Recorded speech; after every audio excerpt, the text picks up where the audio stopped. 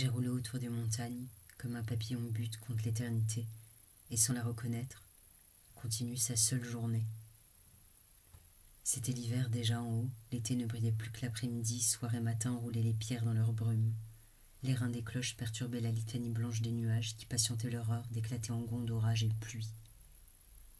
Je me souviens la mi-aveugle et les cartes en relief, sentir les phalanges des montagnes.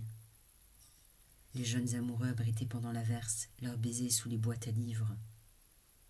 Où Maurice Genevoix égrenait ses 30 000 jours ou les 80 années d'un homme. J'ai roulé et vu la pluie assoupir les montagnes.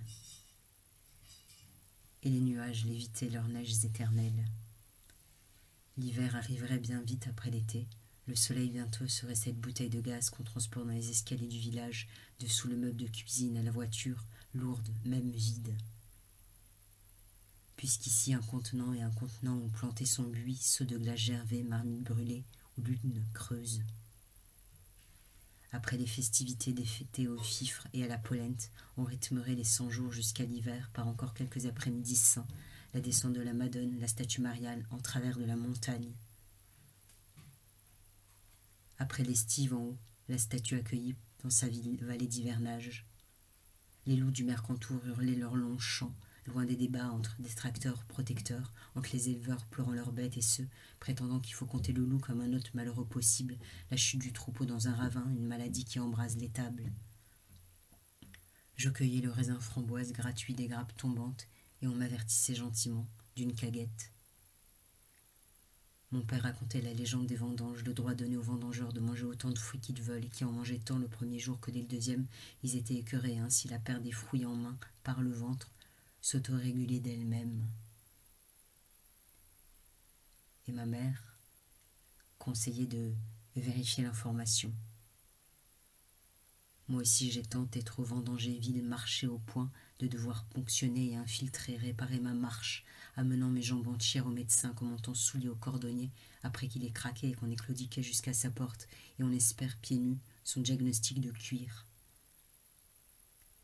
Ma marche assise de rouler, mes yeux par la vitre, à l'arrière de la voiture. Je réapprends à marcher comme on met sa bouche en ordre de parler et comme grandit d'un coup l'enfant qui apprend à lire. J'ai porté mes jambes jusqu'à la minuscule chapelle Saint-Antoine, Saint-Antoine pour le choix entre Antoine l'ermite ou de Padoue, l'âne agenouillé devant l'hostie, l'oraison en extrémité de village pour lutter contre l'entrée des épidémies. Miracle, j'ai pensé à tous ceux venus là par l'hiver, donner dernière prière avant la nuit tombée. Enlever au sol la neige juste de quoi poser leurs genoux et prier devant la grille d'oraison et face à la statue.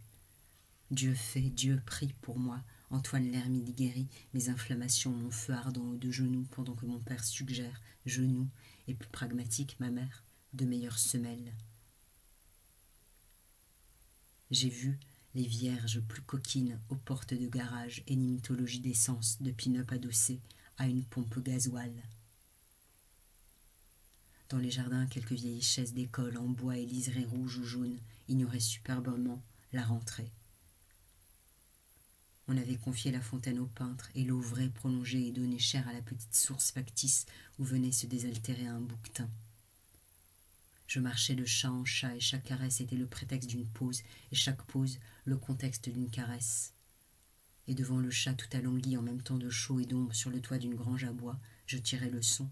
Ils nous apprennent à vivre, je voulais dire, ils nous apprennent à me reposer. Et mon père a dit, 80% ils dorment, 10% ils se lèchent, et les 10 derniers, ils chassent. Et mon père s'arrêtait pour regarder les duels entre un chat déjà posté en hauteur et un autre qui arrive. Ils se voient tous les jours, mais c'est vraiment des panthères et la part sauvage. Oublie le village, tu vois la panthère. Et regarde l'autre, il part, il se soumet.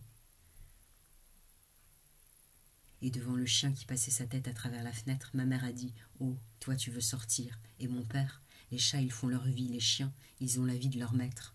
Et il m'a raconté l'étude au Japon des chiens qui versent des larmes, on a calculé, dès qu'ils retrouvent leur maître, des larmes de joie, de reconnaissance et être rassurés. Les fils à linge croisaient les nouveaux câbles électriques d'Internet et même de télétravail. Belvédère et le patois parfois en fond de bouche. Bar vert, Ma petite, tu pentailles, tu rêves. Je pentaille que je camine, je rêve que je marche, et rêve-toi et marche. Pour l'instant, j'attends comme une brouette qu'on retourne contre une porte, roue en bas, jusqu'au prochain petit bois à aller prendre au village et monter. Les toits faisaient leur sommet calme de tuiles, abandonnant au clocher la cime la plus haute. Pas Uber Eats, certes, mais le camion tiriait sur la parking du cimetière et remplir le congélateur d'assez pour n'avoir plus besoin parfois que d'une petite ravitaille à l'épicerie qui fait aussi des pots de pain. J'ai fait une pause au milieu des tombes.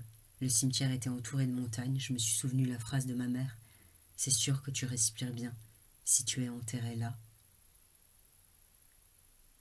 Un peu sous le cimetière, le terrain de pétanque et les parties sérieuses sous les fanions. On a croisé en redescendant une chaise plastique blanche en bord de route contre les montagnes et ma mère a dit « Quelqu'un doit l'avoir amenée là et aimer s'asseoir ici l'après-midi » et j'ai imaginé une grande ville remplie de chaises blanches pour chacun de nous dire ou chacun de nous aime s'asseoir et rester.